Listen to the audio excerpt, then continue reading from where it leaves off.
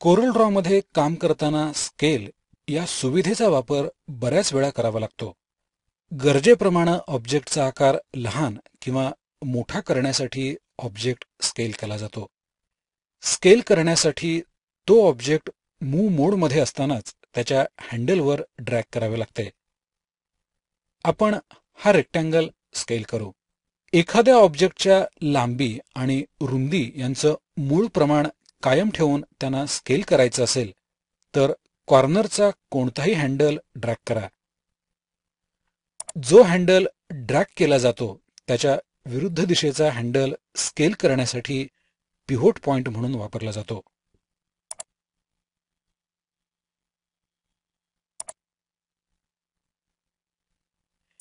एखाद्या ऑब्जेक्टचा centre point हा pivot point म्हणून वापरायचा असेल तर शिफ्ट की दाबून ठेवा आणि 4 पैकी कोणताही हँडल ड्रॅग करा. आता ऑब्जेक्टचा सेंटर पॉइंट हा स्केल करताना पिव्होट पॉइंट म्हणून वापरला जात आहे. ऑब्जेक्टला फ्री फॉर्म स्केल करायचं असेल तर त्याच्या कोणत्याही साईडचं हँडल हव्या त्या बाजूला ड्रॅग करा. फ्री फॉर्म स्केलमुळे मात्र ऑब्जेक्टच्या लांबी आणि रुंदी यांचं प्रमाण बदललं जातं. ऑब्जेक्ट कोणत्याही पद्धतीनं स्केल केला की तो किती प्रमाणात स्केल झाला आहे हे प्रॉपर्टी बारमधील स्केल फॅक्टर या टूलमध्ये पाहता येतं. स्केल फॅक्टरच्या व्हॅल्यूज इथून सुद्धा एडिट करता येतात. आता ऑब्जेक्टची कॉपी कशी करायची ते पाहू. ऑब्जेक्टची कॉपी करण्यासाठी प्रथम तो सिलेक्ट करा. सिलेक्टेड ऑब्जेक्टवर कर्सर आणून माऊसवरील राईट क्लिक हे बटन दाबून ठेवा आणि अपेक्षित ठिकाणी ड्रॅग करा. त्यानंतर माऊसचं दाबून ठेवलेलं बटन सोडून द्या. स्क्रीनवर एक मेनू दिसेल, त्यात कॉपी हिअर हे ऑप्शन सिलेक्ट करा. ऑब्जेक्टची कॉपी या ठिकाणी झालेली आहे. ऑब्जेक्टची कॉपी त्याच्या मूळ ठिकाणीच करायची असेल तर कीबोर्डवरील न्यूमेरिक प्लस ही की एकदा हिट करा. ऑब्जेक्टची कॉपी तंतोतंत मूळ ऑब्जेक्टवर होईल. कॉपी झालेला नवीन ऑब्जेक्ट हव्या त्या ठिकाणी मूव्ह करा. कंट्रोल डी या कीबोर्ड शॉर्टकटनं अर्थात डुप्लिकेट या कमांडनं सुद्धा ऑब्जेक्टची कॉपी करता येते. डुप्लिकेट हे टूल एडिट मेनूमध्ये या ठिकाणी आहे. ऑब्जेक्ट डुप्लिकेट करताना तो किती अंतरावर डुप्लिकेट केला जावा याच्या सेटिंग्ज टूल्स मेनूमधील ऑप्शन्स या टूलमधील डॉक्युमेंटसाठी असलेल्या जनरल या ऑप्शनमधून करता येतात. ड्रॉइंग करताना आवश्यकतेप्रमाणे ते लहान मोठं करून पाहण्यासाठी झूम हे टूल वापरावं लागतं.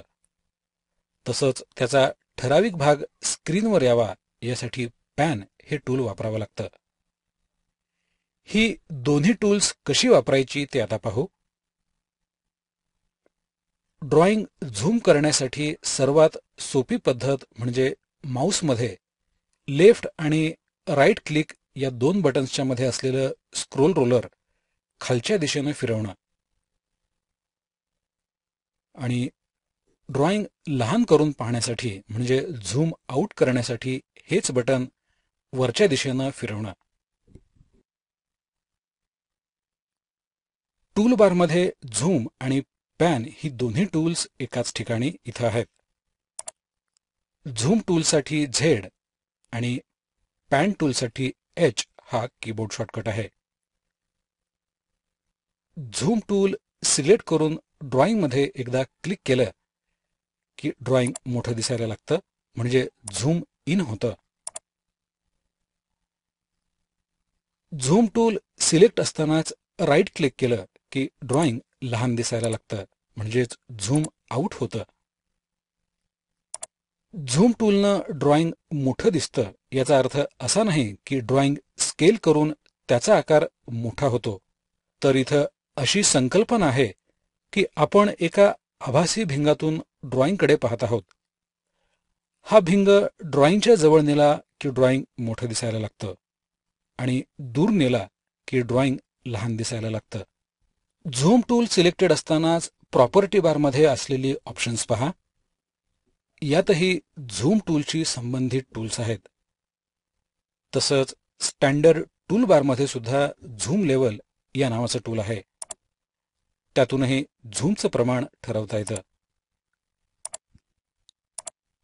ड्रॉइंगमधील एखादा विशिष्ट भाग झूम करायचा असेल तर झूम टूलनं त्या भागाभोवती ड्रॅग करून चौकोनी सिलेक्शन करून माऊसचं दाबून ठेवलेलं बटन सोडून द्या.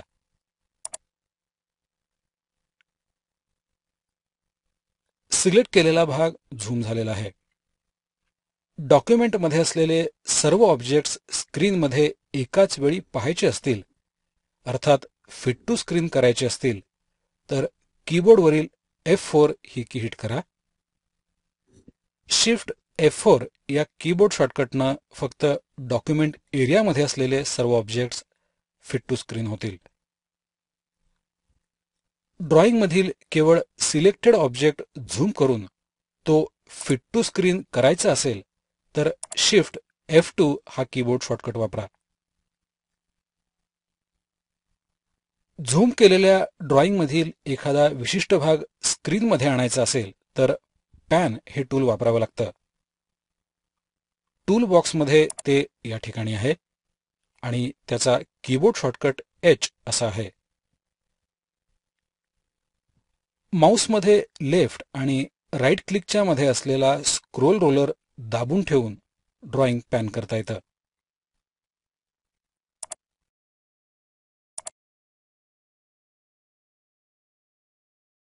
ऑब्जेक्टचा मिरर करण्यासाठी प्रॉपर्टी बारमध्ये मिरर हॉरिझॉन्टली आणि मिरर व्हर्टिकली असे दोन टूल्स आहेत.